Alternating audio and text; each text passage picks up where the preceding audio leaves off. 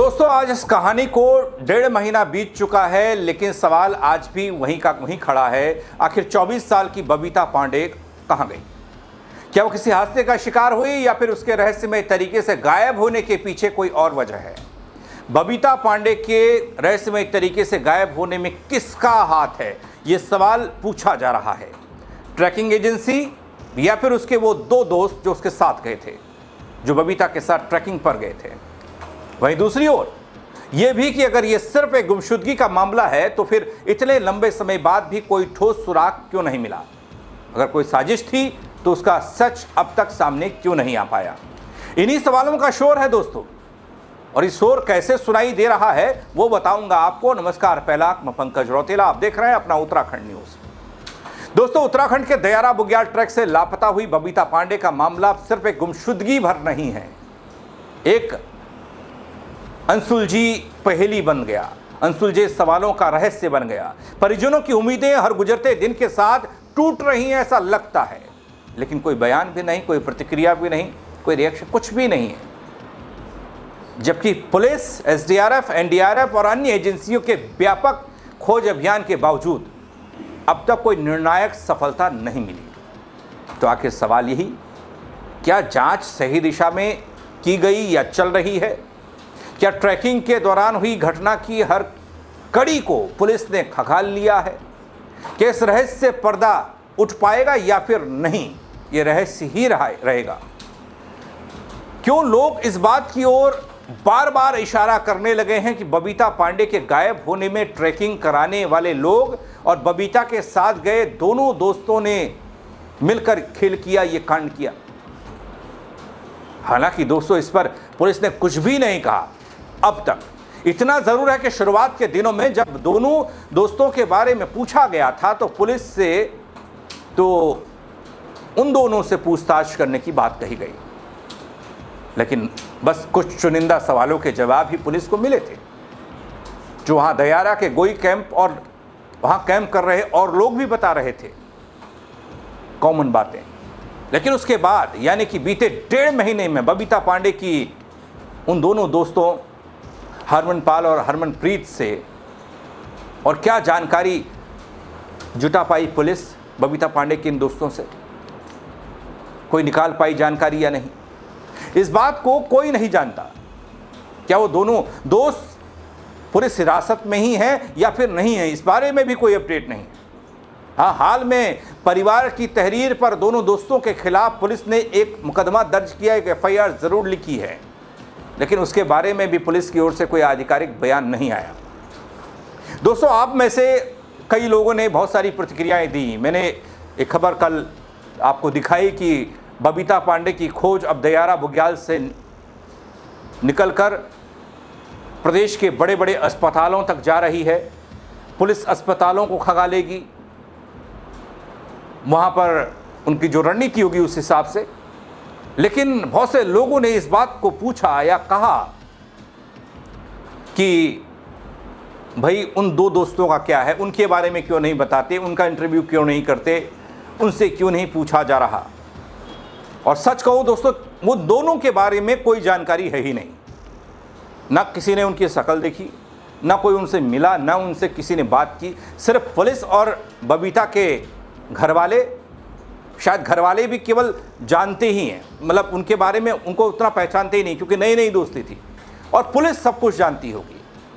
Police हिरासत में उन्होंने क्या बयान दिए, वो कुछ उसके अंश सामने आए शुरुआत में, लेकिन उसमें कुछ खास ऐसा था नहीं। वहीं दोस्तों, दूसरी ओर कुछ लोगों ने यह कहा कि भाई ये ट्रैकिंग एजेंसी वाले और ये दोनों दोस्त जो हैं वो मिले हुए हैं, इन्हीं से कड़ाई से पूछताछ होनी चाहिए, करनी चाहिए। किसी ने तो ये भी लिखा था, मैंने पढ़ा, कि वो नार्को टेस्ट होना चाहिए, और उसको समर्थन भी किया था कई लोगों ने कि सच्चाई उगलवानी है तो फिर ये चीज़ ज़रूरी है। वैसे दोस्तों, आप सबकी बात और राय का सम्मान है, लेकिन पुलिस की कार्रवाई पुलिस ही जाने, बेहतर तरीके से जाने। हाँ, मैं इतना बता सकता हूं कि इस मामले में ऐसा कुछ भी अब तक आधिकारिक तौर पर नहीं मिला या नहीं बताया गया कि कोई नार्को होगा या फिर कुछ और बातें निकल कर आई, या वो दोनों जो पुलिस हिरासत में शुरुआत में थे, हरमनपाल और हरमनप्रीत, बबीता के साथ जो ट्रैकिंग पर गए थे, वो हिरासत में हैं भी या नहीं, वो गए कहाँ, कहाँ गायब हो गए, आने वाले वक्त में कहीं ये ना पता लगे कि दोनों दोस्त भी गायब हो गए। इतना ज़रूर है कि बबीता की तलाश में प्रदेश के बड़े अस्पतालों का रुख पुलिस कर चुकी है, शायद कोई उम्मीद के लेकर। लेकिन बबीता पांडे दोस्तों 2 दोस्तों के साथ उत्तराखंड के उत्तरकाशी घूमने के लिए निकली थी, जिनका जिक्र मैं कर रहा हूँ, जिनका जिक्र आप भी कर रहे हैं, बार बार कर रहे हैं। शायद पुलिस भी देख रही होगी और सुन रही होगी।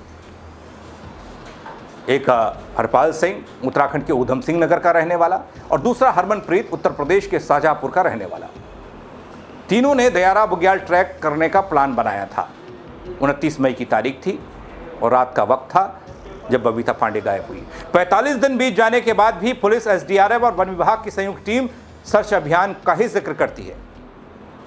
कुछ लोग तो बीच में ये भी कहने लगे थे, कुछ खबरें ऐसी भी चल रही थी, हालांकि पुख्ता तौर पर नहीं कह सकता, कि बबीता को खोजने में जो टीम लगी थी उन टीमों को वहां से हटा दिया गया, सर्च ऑपरेशन को बंद कर दिया गया है। उधर दोस्तों जांच के दौरान पर्यटन विभाग को एक बड़ी बात यह पता चली थी कि जिस ट्रैकिंग एजेंसी के जरिए तीनों ट्रैक पर गए थे उसमें बबीता का नाम नहीं है, लेकिन विभाग को दिए गए कागज में बबीता का नाम दर्ज कराया गया। इस कारण जो प्रो माउंटेन नामक एक ट्रैकिंग एजेंसी है उसका रजिस्ट्रेशन भी सस्पेंड हुआ। जांच में यह पाया गया था कि बबीता पांडे और उनके दोस्तों को फर्जी परमिट का इस्तेमाल कर ट्रैक पर भेजा गया था। इसलिए शायद आप में से कई सारे लोग इस बात की ओर शंका पैदा कर रहे हैं कि जब ये फर्जीवाड़ा कर सकते हैं, इन्होंने इतना कुछ कर दिया, तो फिर बबीता की गुमशुदगी में इनका हाथ क्यों ना हो। पुलिस ट्रैकिंग गाइड्स और एजेंसी से जुड़े लोगों से भी पूछताछ कर रही है। कई लोगों से शुरुआत में ही पूछताछ हो गई, लेकिन उसमें क्या निकला, उन्होंने क्या बताया, क्या कुछ ऐसा बताया कि बबीता की गुमशुदगी को लेकर, वो तो पुलिस ने नहीं बताया। बस कॉमन बातें ज़रूर थीं कि ऐसा हुआ था, यहाँ से ले गए थे, ऐसा हुआ था, ये किया था बस।